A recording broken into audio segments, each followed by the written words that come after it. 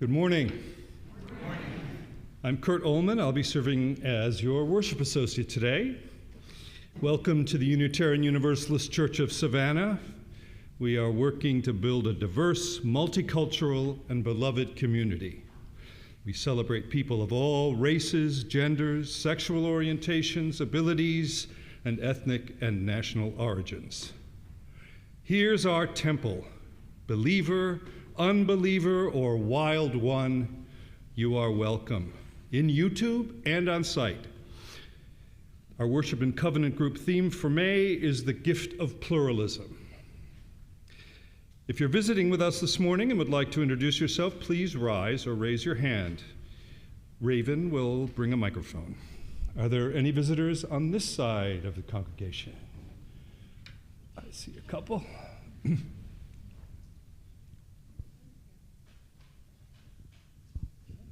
The Maxim family from Appleton, Wisconsin, and Reno, Nevada. Welcome. Welcome. We have lots of visitors from Wisconsin, which is where I'm from. Hi, I'm Katie Drew. I'm from Baltimore, Maryland. Welcome. And how about on this side? Yes.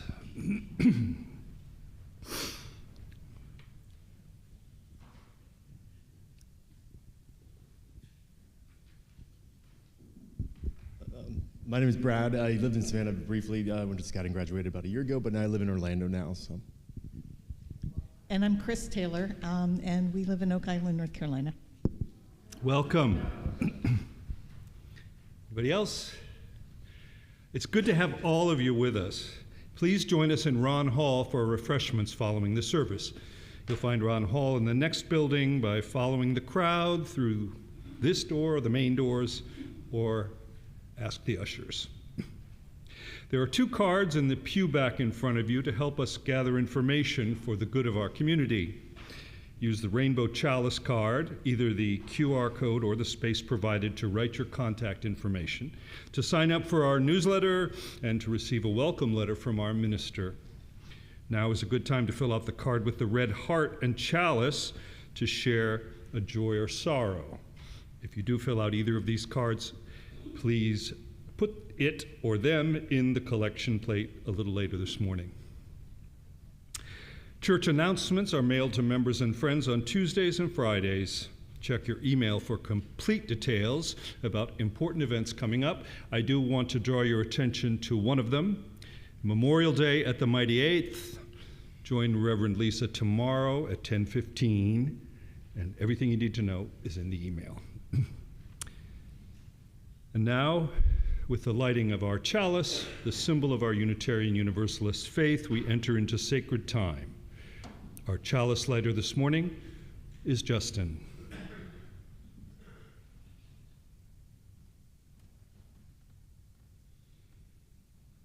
We light our chalice to signify our commitment to support one another in our personal and spiritual quests for wisdom and understanding.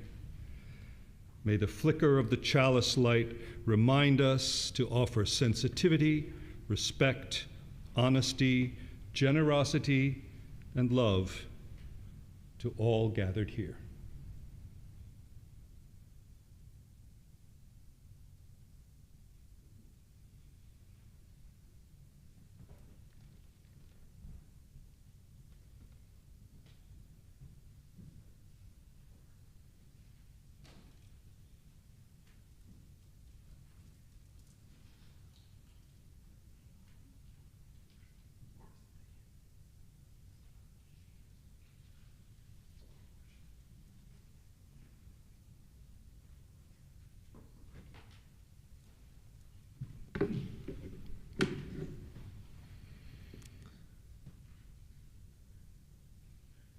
To all who are yearning for community, come in and be among us. To all who are just getting started, to all who long to go deeper, to all with tender places needing care, come in and be among us. To the ones who have healed and have care to give, for those who are curious and hungry to learn. For those who know that they have something to teach, come in and be among us. For the ones who are just beginning to suspect that they might nurture others becoming, to the young and the old, the innocent and the jaded, the fresh of mind and the deeply steeped. There is room here for each and every one, and for each part of each and every one. Come in and be among us. Please join me in hymn number 126 in the gray hymnal.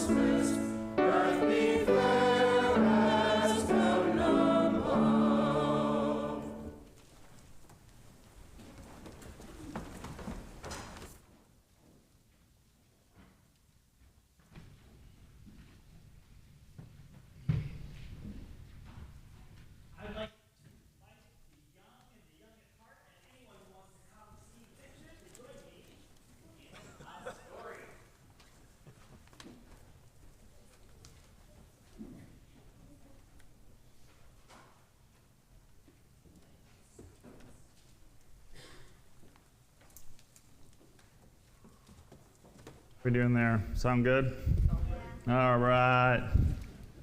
So I'm going to tell you a story today called The 3 Questions. And I know we all have a lot of questions. I have a lot of questions. And I think a lot of times we want to get the right answer, an answer that's going to work every time to our questions. But the hard thing to learn is that sometimes to get the right answers, you've got to listen to what's happening right here and right now. And the answers might change depending on what's going on. And if you're not listening to what's going on, you're not going to know what the right answer is. All right, you get the idea. So it's based on a short story by one of my favorite writers, Leo Tolstoy. And it features a young boy named Nikolai, who sometimes felt uncertain about the right way to act. I want to be a good person, he told his friends, but I don't always know the best way to do that. Nikolai's friends understood and they wanted to help him. If only I could find the answers to my 3 questions, Nikolai continued, then I would always know what to do. When is the best time to do things? Who is the most important one? What is the right thing to do?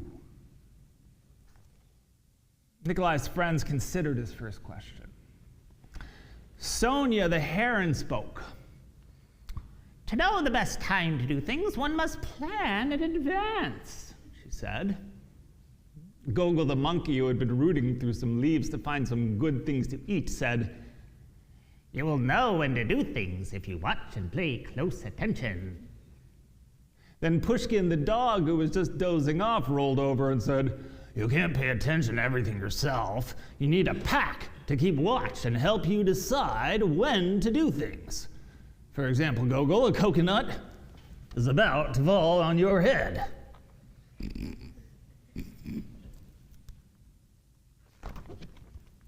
Nikolai thought for a moment. Then he asked his second question. Who is the most important one?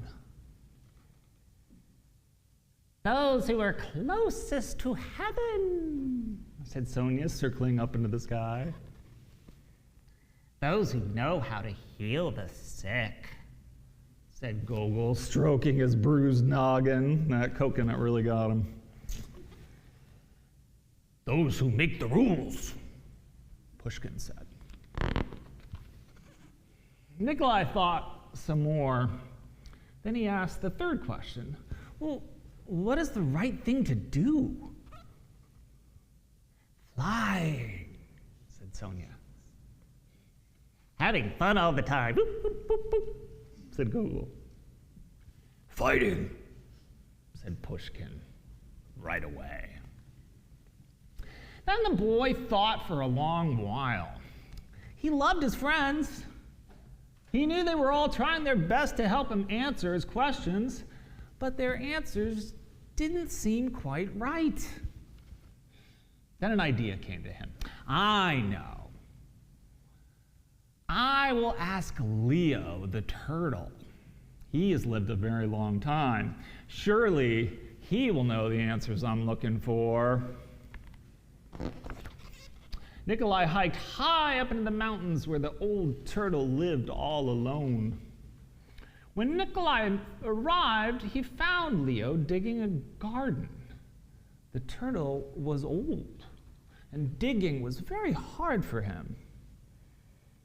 I have 3 questions I came to ask your help with, Nikolai said. When is the best time to do things? Who is the most important one? And what is the right thing to do? Leo listened carefully, but he only smiled. Then he went on with his digging. You must be tired, Nikolai said at last. Let me help you. The turtle gave him his shovel and thanked him. And because it was easier for a young boy to dig than it was for an old turtle, Nikolai kept on digging until the rows were finished. But just as he finished, the wind blew wildly and the rain burst from the darkened clouds. As they moved toward the cottage for shelter, Nikolai suddenly heard a cry for help. Running down the path, he found a panda whose leg had been injured by a fallen tree.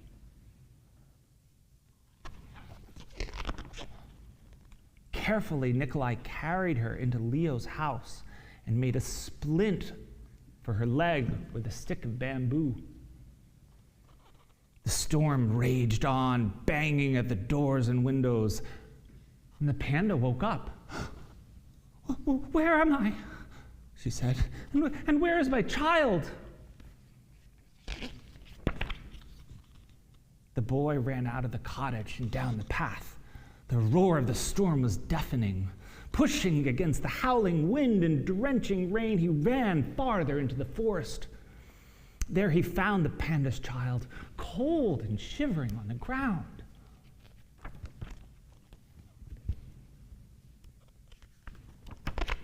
The little panda was wet and scared, but alive. Nikolai carried her inside and made her warm and dry. Then he laid her in his mother's arms. Leo smiled when he saw what the boy had done. The next morning, the sun was warm, birds sang, and all was well with the world. The panda's leg was healing nicely, and she thanked Nikolai for saving her and her baby from the storm. At that moment, Sonia, Gogol, and Pushkin arrived to make sure everyone was all right. Nikolai felt great peace with himself. He had wonderful friends, and he had saved the panda and her child. But a part of him felt disappointed. He still had not found the answers to his 3 questions. So he asked Leo one more time. The old turtle looked at the boy. "But your questions have been answered," he said. "They have?" said the boy. "Yesterday, if you had not stayed to help me dig my garden, you wouldn't have heard the panda's cries for help in the storm.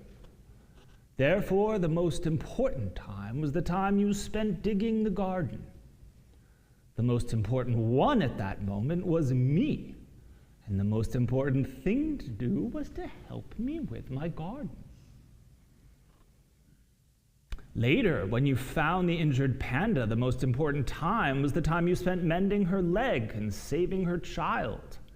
The most important ones were the panda and her baby. And the most important thing was to take care of them and make them safe.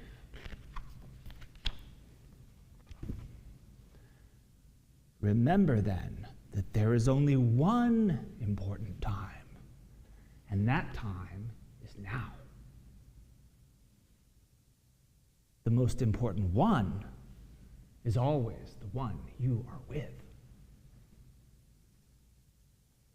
And the most important thing is to do good for the one who is standing at your side. For these, my dear boy, are the answers to what is most important in the world. This is why we are here.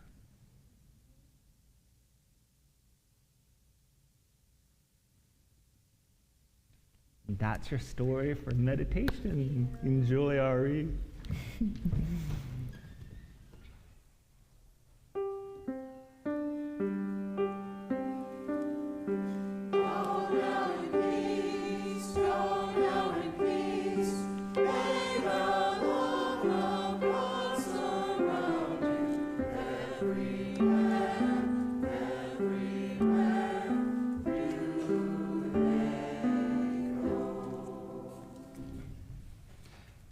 Earlier, I neglected to introduce and welcome our pulpit guest today, Luke Higgins. I don't have a bio to read, but he is one of our cherished and multi-talented members, and many of you do know him, and we'll all get to know him a little better today.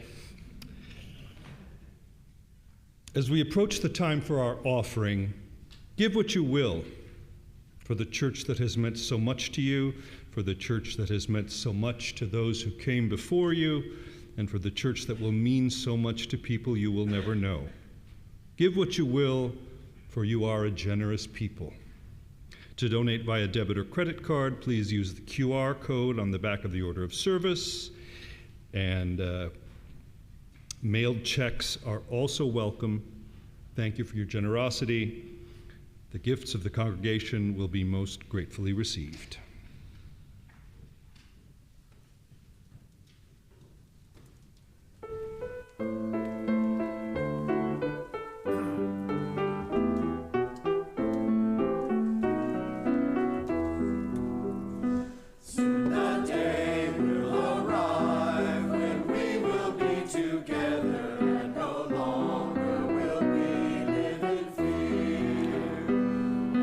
Children will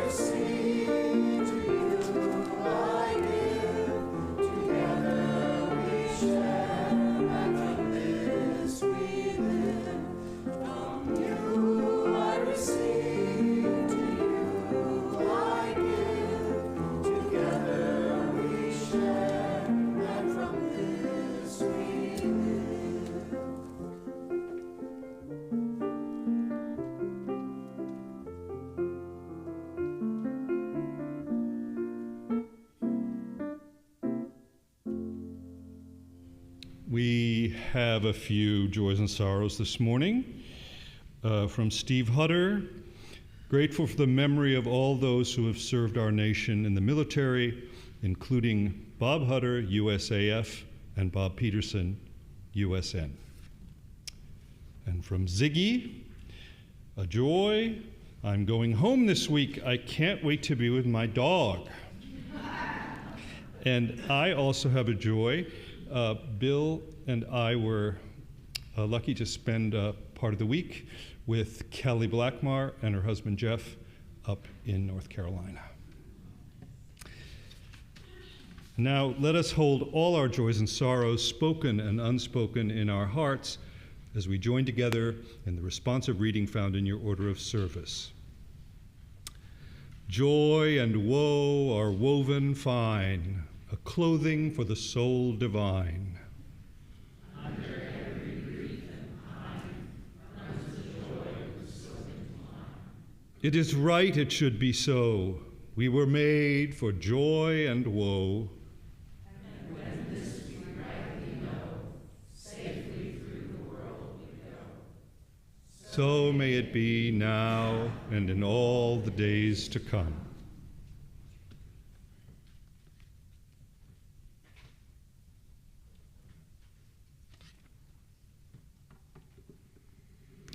This meditation is drawn from Rilke's Book of Hours, translated by Anita Barrows and Joanna Macy.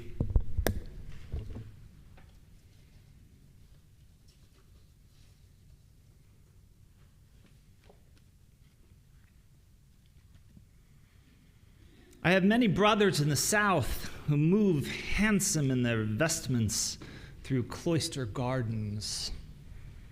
The Madonnas they make are so human, and I dream often of their Titians, where God becomes an ardent flame.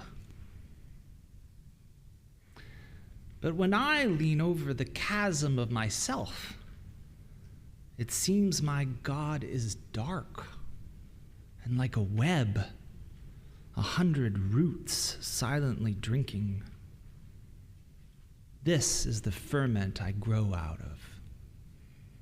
More I don't know, because my branches rest in deep silence, stirred only by the wind.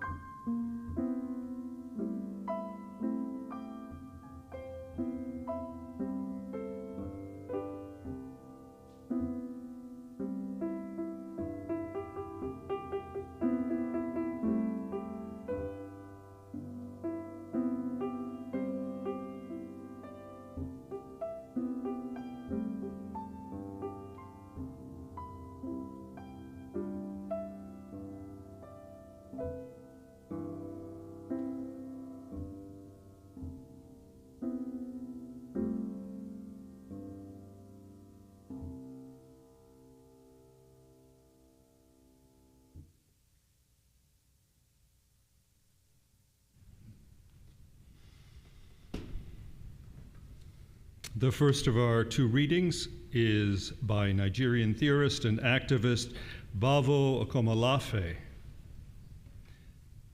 You are not a self. One of the stickiest misconceptions endemic to the modern condition is the notion of the watchmaker.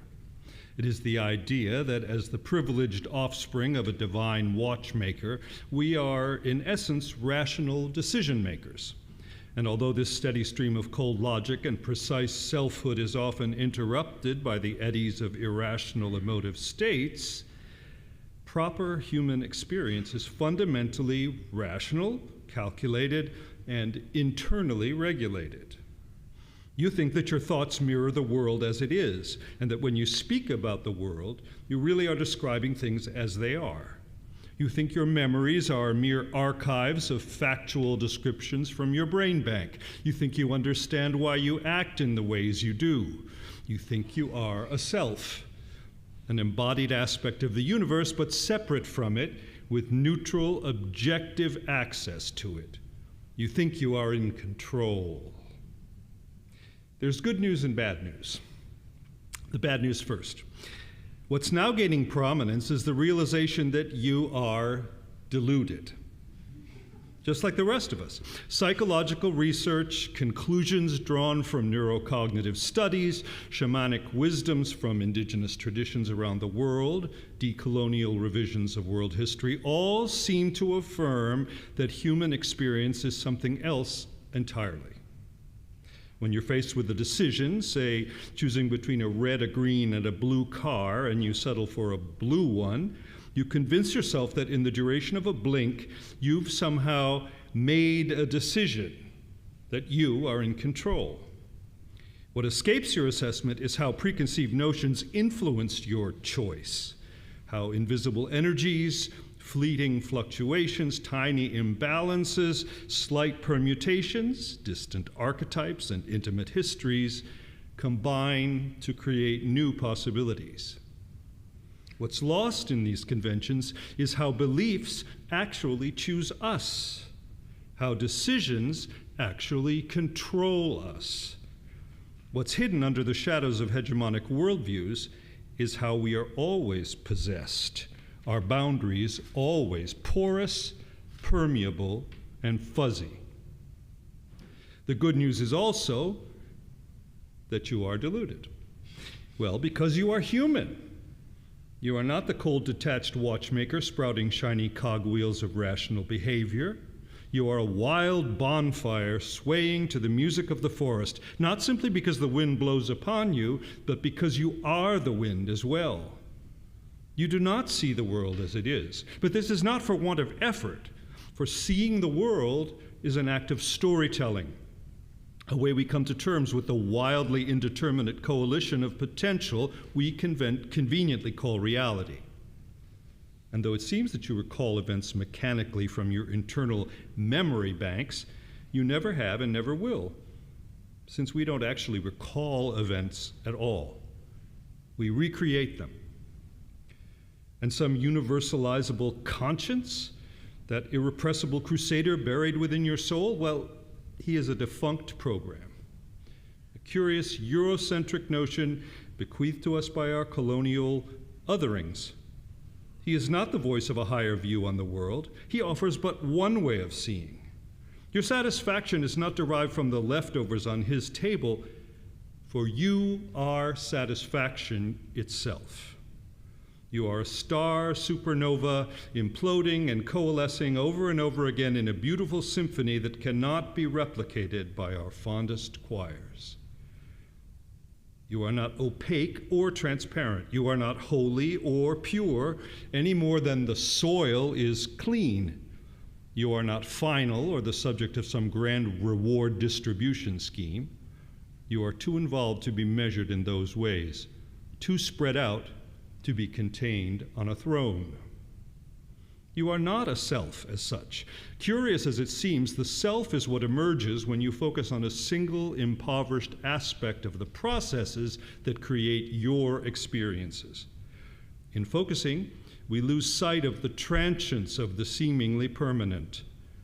Once you come to appreciate how unlimited you are, how entangled you are with everything else, you will see why a falling autumn leaf, the subtle tremor on a spider's web, a sighing Cheshire cat, a moribund moon, and a distant comet, all in furious haste, contribute to the phenomenon our language has no words or silences to convey. You. In a sense, we evolved the narrative of the watchmaker, the rational mechanical self, in order to colonize our subjectivities and take the reins of a universe that was supposedly external to us. Now, in ways too many and too effusive to document, we can relinquish those reins. We can enjoy the freedom that comes with realizing that though we are not safe, we are not threatened either. We need not steel our fences and reinforce our gates, because the doors do not open to a fierce and savage other. They open to us.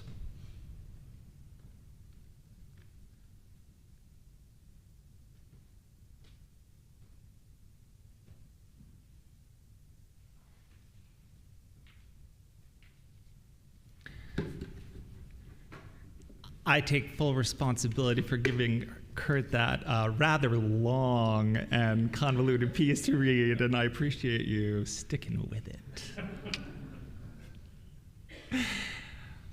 A word introducing our next text by the Persian poet and teacher Rumi, who I'm sure you know of. In this particular genre of mystical Sufi poetry, the speaker is not exactly what you would think he would be. Yes, he speaks in one sense as Rumi himself, the person, but he also speaks from a place of ecstatic union with his mystic mentor Shams and from the divine with the divine itself. So when Rumi uses the term I, just keep in mind this is no conventional I that's speaking in this poem. The rendering is by Daniel Landinsky. The name of the poem is Hell, I Am All Over the Place. I travel with every caravan without leaving my house. And our intimacy I so cherish. All food is me touching your lips. I am hatched every second, but I am also the egg, waiting to unite with sperm in a billion wombs. The grass in the nest, that is me too. In any forest, I grafted it there. It came from a region of my soul that is hard to believe, which leads me to this truth. Hell, I am all over the place. I am now the greatest champion of all art and all arts and all acts because I cannot cease to applaud. I'm the connoisseur of everything and developed this useful trait. I taste wine all day, but still I am sober. So much so, the affairs of the universe all seek my advice. The clouds, when they're feeling shy, sometimes need me to coax them to rain. And rivers run into my arms because they're always open, and I am so wide. No one is at a distance from me. I like having you so close. I could be a great spy in any war, but I have other things I'd rather fool around with. Not one tear have you shed that I have not counted and worshipped. And for every one of those, I am in debt to you. When would you like me to repay?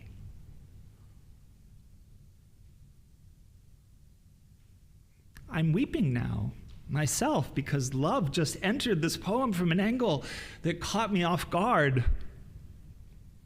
How can it be that even in infinite knowing there are surprises? I guess so God doesn't get bored? In wanting to keep things simple, if a friend ever asked you to sum Rumi up, you could just say, Hell, he is all over the place. There is something my eye bestows to all I look upon that will help you to become like me.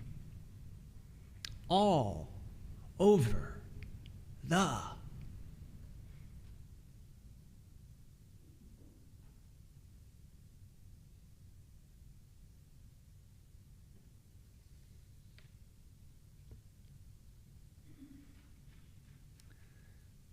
Please join me in hymn number 315.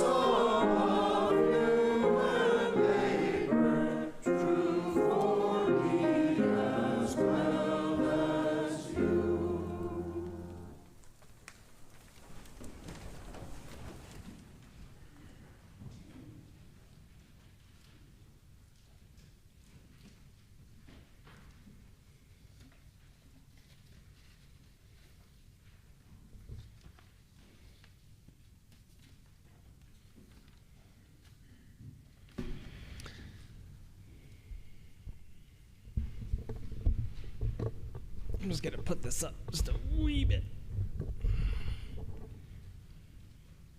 You may have noticed that the title of my sermon is a question.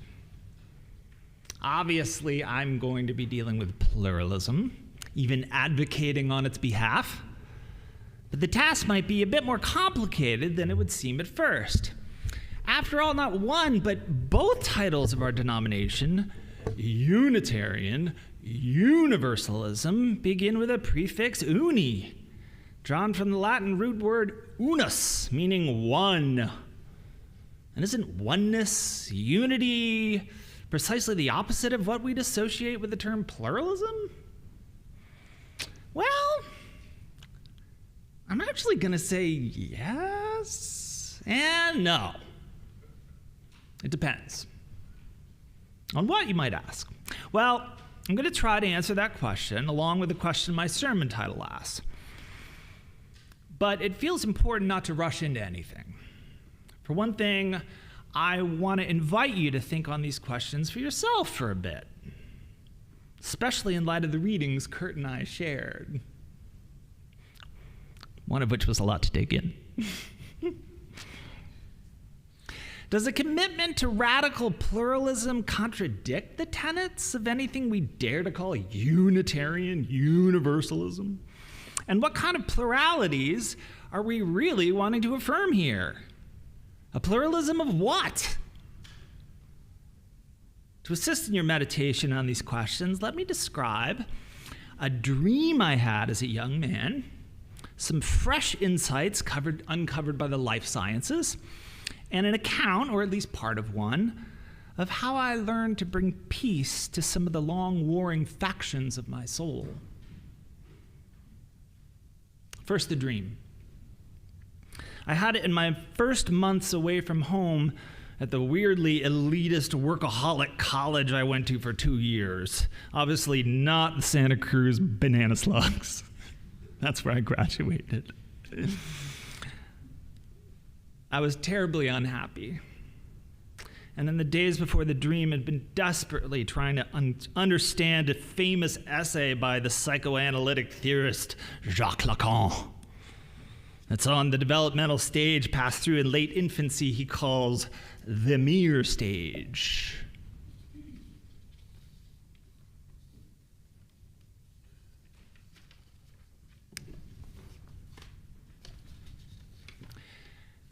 And in the mirror stage, a child first becomes able to recognize themselves in a mirror.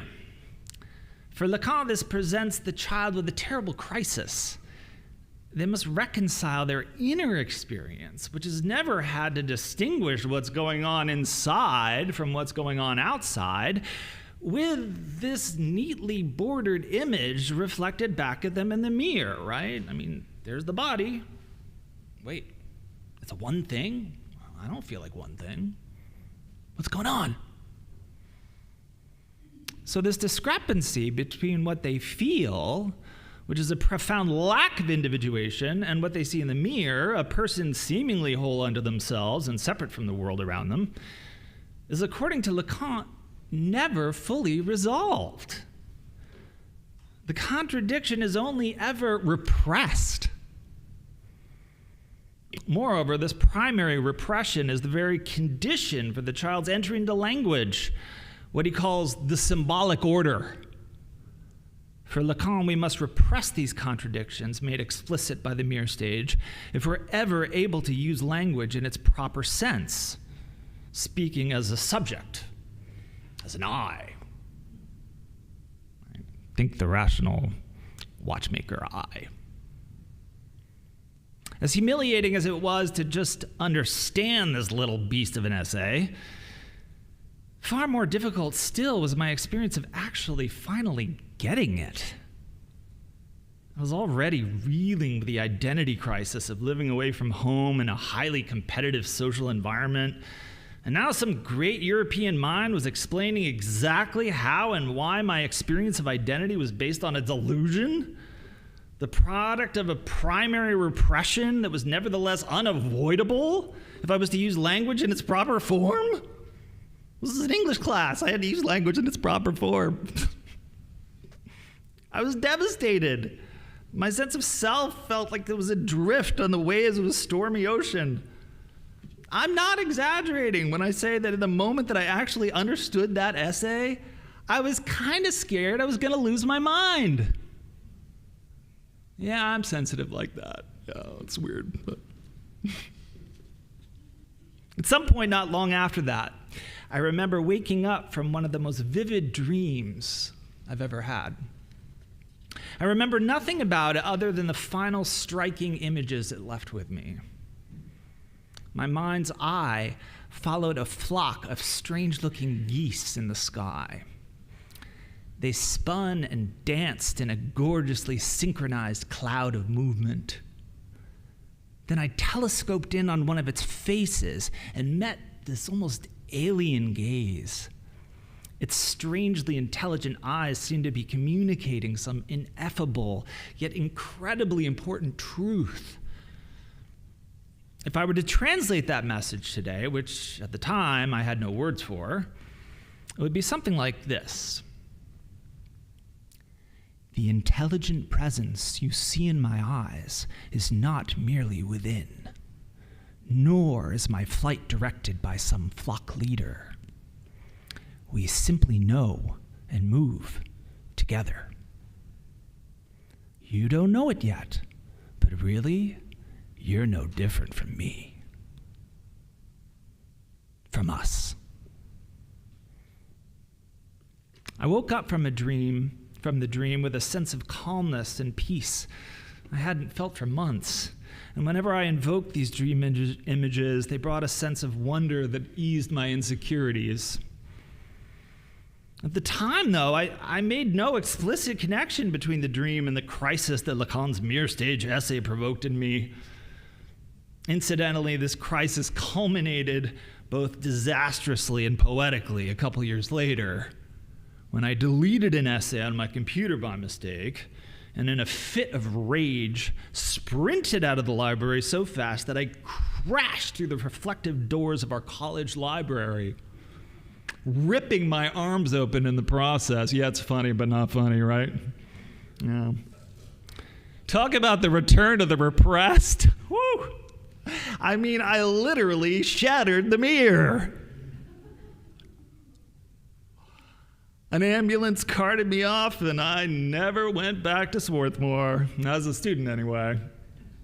I guess whatever had been repressed just didn't want to stay locked up in my body or my mind, let alone those written words that I'll never get back from that old Mac computer that's probably now sitting in the middle of some landfill in Pennsylvania. But let's go back to those dream geese. It was just a few years ago when I learned my new favorite word, murmuration. If you're a bird watcher, you may know that it refers to the spontaneously coordinated movements that flocks of starlings are probably most famous for. Other birds have them too. And what's mysterious about starling murmurations is that despite their harmonic coordination, there are no detectable leaders or cue givers. Many over the years have looked for symbolic meanings in these formations. The Roman divinatory practice of augury, for instance, focused on reading the visual patterns of flying birds. It's a good feeling to learn that there's been a word all along for something you witnessed in a dream vision 30 years before. And of course, I've always found deeply precious my few opportunities to witness starling murmurations for myself. After a long day of feeding, mostly as individuals, they come together at twilight for a few precious minutes to perform these gorgeously expressive, self-organized dances of flight. Check them out on YouTube. They're really something to see.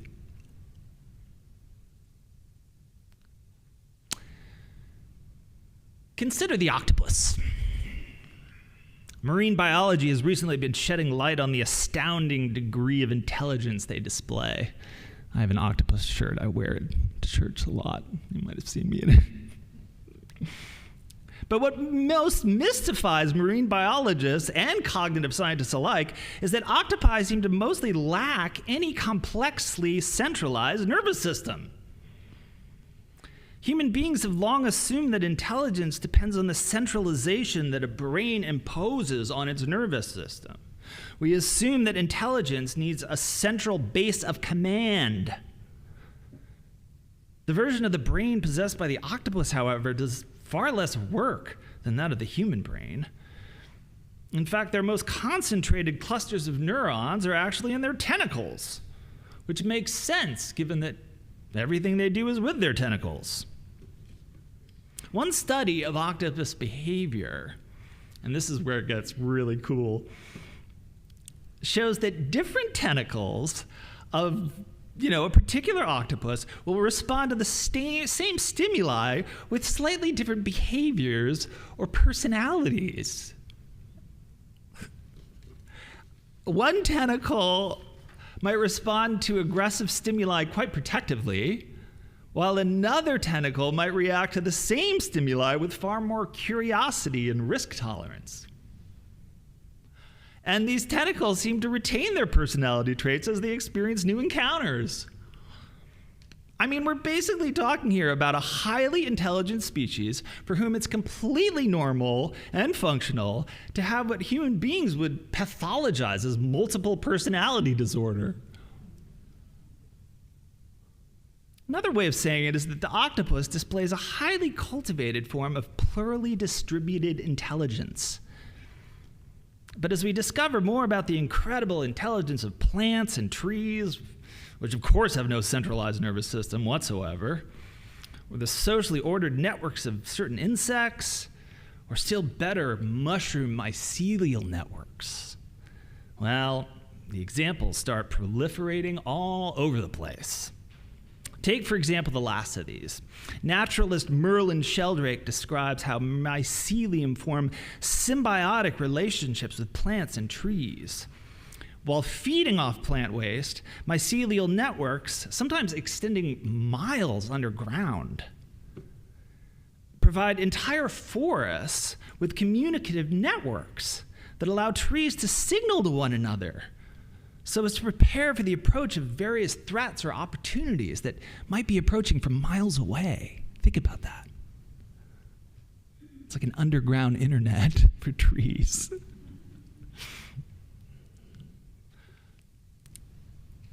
In the face of all these examples of distributed intelligence in the natural world, it's beginning to look like it might be human intelligence that has cut itself off from the forms of awareness that might actually allow it to live symbiotically rather than destructively alongside other species and natural systems of our planet.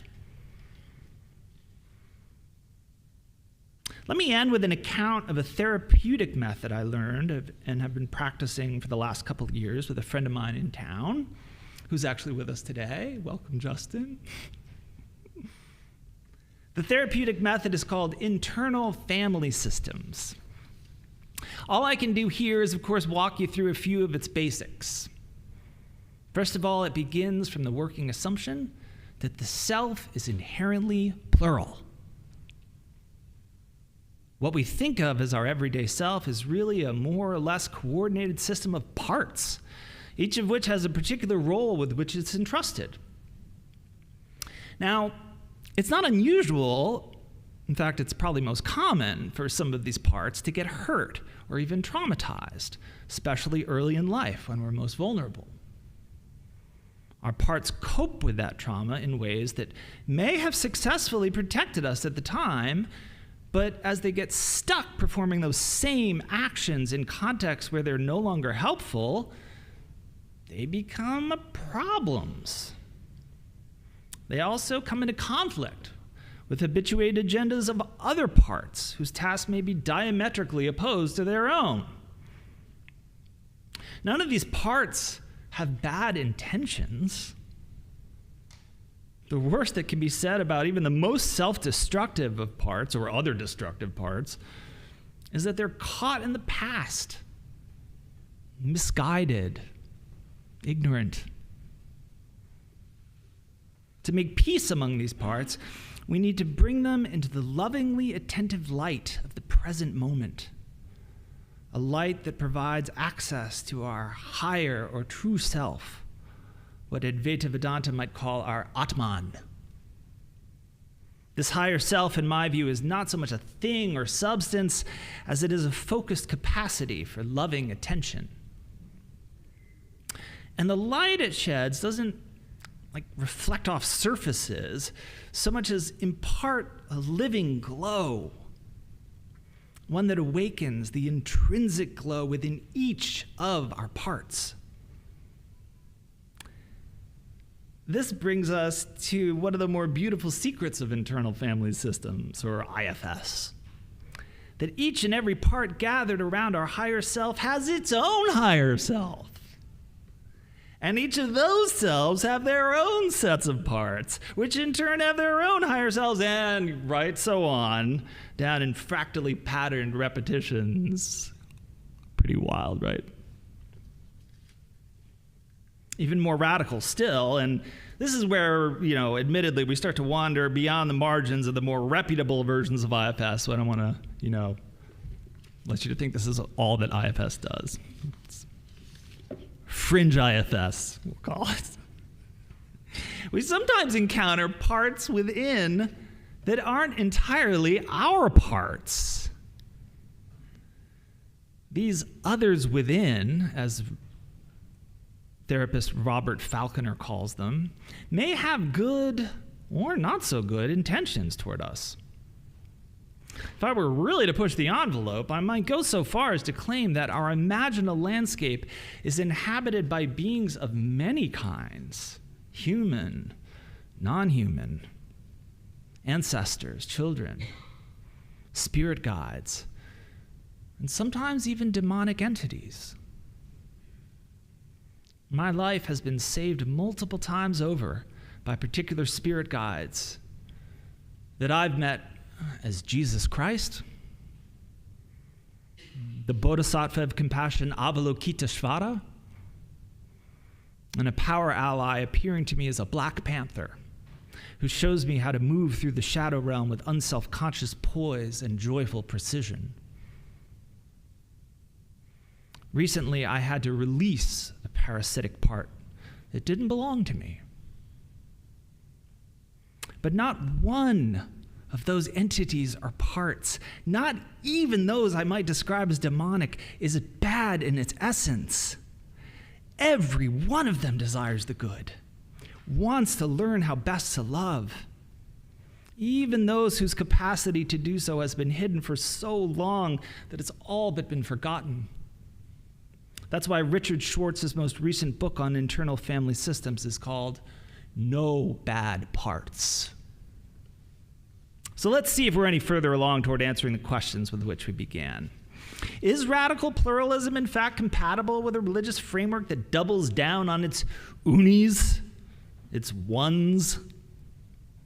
Well, is a murmuration, an octopus, a grove of trees connected by a mycelial network a one? Yes and no.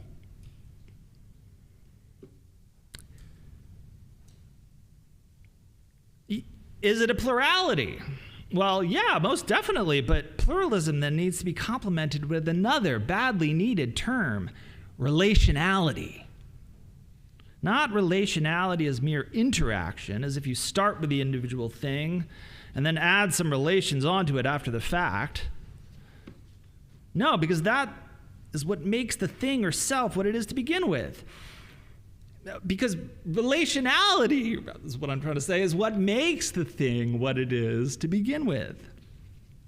Instead of interaction, I would recommend theorist Karen Barad's term interaction, because there's nothing that can exist in the first place without plural forms of relationality.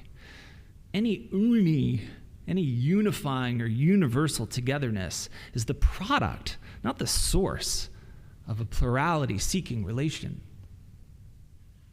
So what are the messages on pluralism this all leaves us with?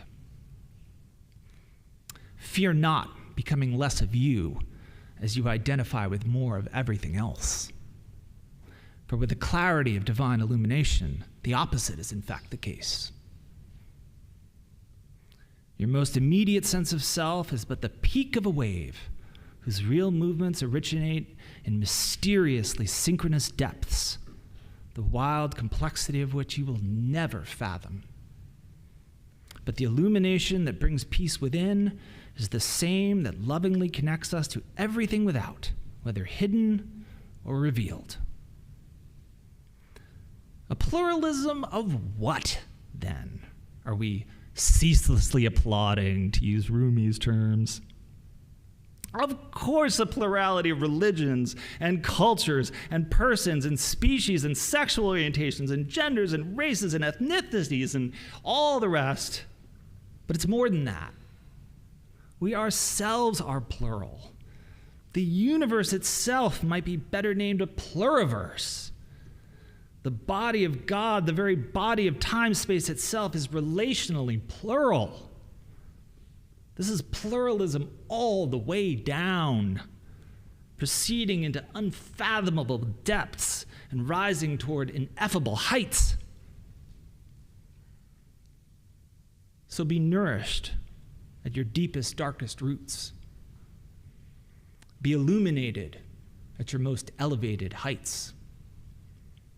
Trust the loving attention of your heart, and share the illumination of its love as far and wide as possible.